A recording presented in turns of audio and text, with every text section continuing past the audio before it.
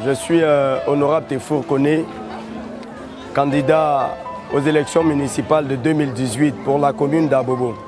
Commune que je chéris, commune qui m'a vu aller à l'école primaire, commune qui m'a vu aller au collège, commune qui m'a vu revenir donner une partie de ce qu'elle m'a donné, l'enseignement et l'éducation.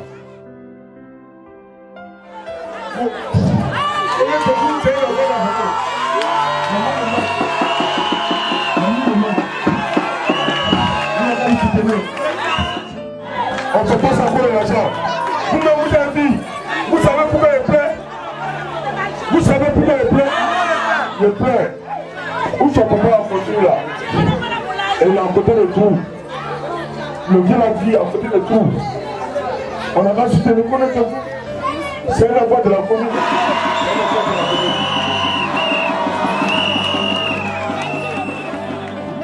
Le trou est arrivé au niveau de la maison. Quand on a découvert le trou, tout le quartier était paniqué. À ce moment, les trous que vous voyez juste derrière la maison de papa n'existaient pas. C'est en classe de 3e que moi-même, parce que papa n'étant pas allé à l'école, maman non plus, je me suis constitué un jeune citoyen et je suis allé au plateau pour aller attirer l'attention à l'époque du maire central, Nkono Mobio. J'avais 16 ans.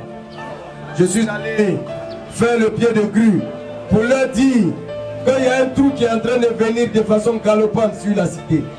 Et que si rien n'est fait, pendant que le trou n'est pas aussi grand, qu'un jour, le trou va rentrer dans le quartier. C'est en 1987 que le maire central Nkono Mobio a dégagé tous les maires d'Abidjan. Avec la RTI, ils sont venus regarder le trou, mais rien n'a été fait. C'est celui-là que Dieu nous a envoyé. C'est un consolateur pour Abobo. En tant que fils d'une famille très modeste, je voudrais que ma candidature soit vue par l'ensemble des familles d'Abobo comme l'élévation citoyenne et civique de tous les enfants de la commune d'Abobo.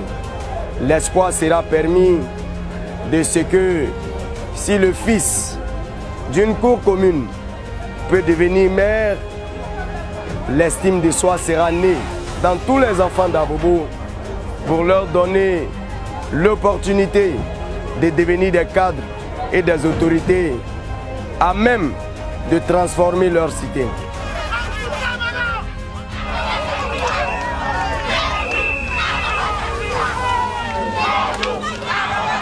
La meilleure politique que je propose à ma commune, c'est la politique de proximité que j'ai mise en œuvre quand je suis député, qui a un visage humain, qui est sensible et qui a une oreille à l'écoute des difficultés de la population. Mais une fois à la mairie, tous les services de la mairie seront proches de la population dans la politique de déconcentration. Pour le développement des infrastructures, il faut tout simplement améliorer l'accès à l'eau potable, l'accès à l'électricité, l'accès à leur domicile à travers le reprofilage des voiries, l'électrification des voiries, mais également la prise en charge des enfants de la commune pour qu'ils aient les mêmes chances de réussir à l'école que les enfants des autres communes. Il s'agit tout simplement, dans la politique sociale, de permettre aux enfants d'Abobo d'être assis à 2 ou à 3 sur les tables bancs pour que la formation et l'apprentissage deviennent efficients et faciles. Ce sont des axes stratégiques qui pourront évidemment lutter contre l'insécurité. Parce que l'insécurité est due tout simplement au fait que les jeunes sont désœuvrés. Mais sous mon mandat, les jeunes seront épanouis, les jeunes seront encadrés, les jeunes seront informés, mais les jeunes auront des opportunités, comme moi je l'ai eu, de se transformer, de transformer leur vie. Vous savez, le développement local doit s'adresser aux enfants de la localité. Et moi, en tant qu'enfant de la localité, député dans la mise en œuvre de la politique sociale, la politique de proximité, vous voyez autour de moi, les populations ont confiance, mais ont soif d'être proches de leur autorité pour que les autorités puissent les écouter, leur donner les conseils, les encadrer et également transformer leur vie. C'est cette politique-là que je propose pour ma commune.